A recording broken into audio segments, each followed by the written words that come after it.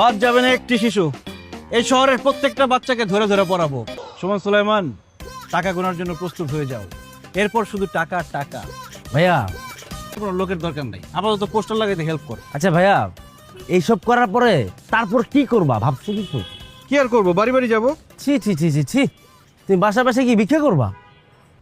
আরে ভিক্ষা করবো কেন, বাড়ি বাড়ি গিয়ে টিউশনই করাবো, এই জন্য তো এগুলো করতেছি। এদিকে কাজ হবে তোমার মনে হয়? একটা চাকরি ইন্টারভিউ দিলাম, প্রত্যেকটা জায়গা থেকে আমি রিজেক্ট খাইছি। সব জায়গায় একই কথা, 5 বছরের এক্সপিরিয়েন্স লাগবে।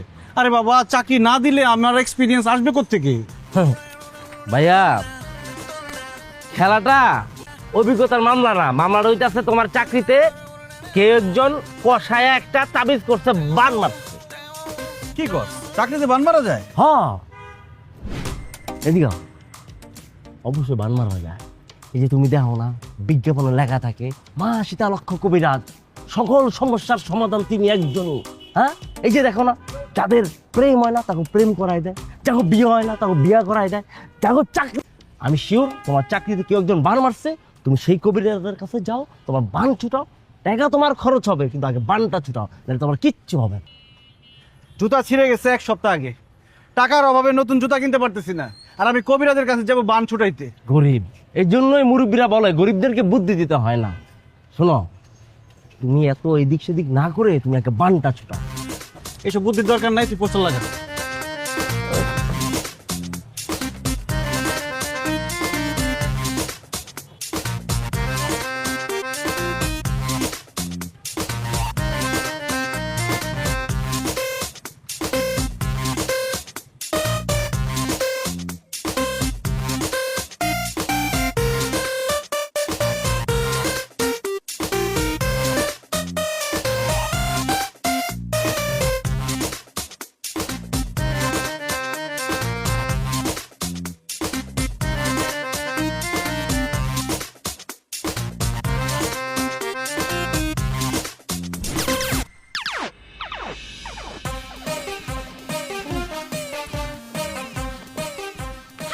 আপনি কি করতেছেন? ও মাই গড, এত সাহস কোত্থেকে আসলো আপনার?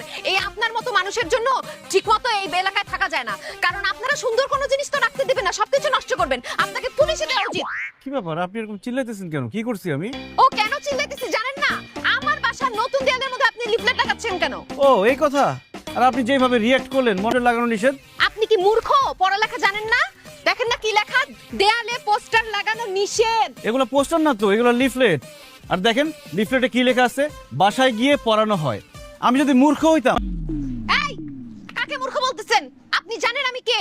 জানি আপনি এই ওয়ালের মালিক, আপনার আচরণ দেখে সেটা বোঝা যায়। ওয়ালটাকে বাইরে না রেখে আপনার উচিত বাসার ভিতরে নিয়ে আলমারিতে সাজায় রাখা, তারপর বাসায় বসে বসে দেখবেন।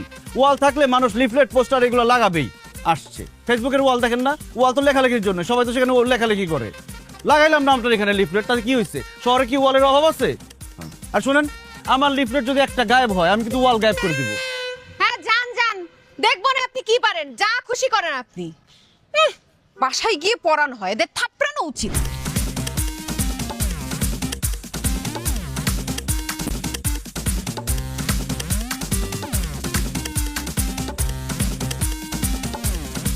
বাসায় গিয়ে থাপড়ানো, এবার বাসায় গিয়ে থাপড়ানো।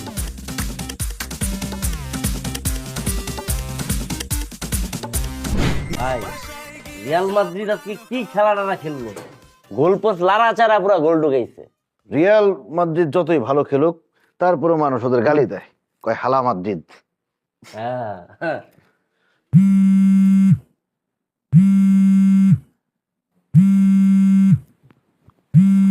কেডা কল দিল ভাই? Unknown number.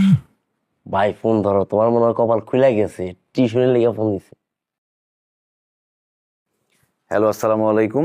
ভাই, বাসায় গিয়া থাপড়াইতে কত টাকা নেন আপনি? কি বলেন এইসব? এক গালে দিলে কত? আরে ভাই, কে আপনি? কি বলেন এইসব? ভাই, আপনাদের কি 2 গালে থাপড়ানোর কোনো প্যাকেজ আছে? যা লাগে আমি দিব, শুধু একটু থাপড়ানো দরকার। আরে ভাই, আমি থাপড়াই না, আমি শুধু পড়াই। ভাই, আমার পড়ানো লাগবে না,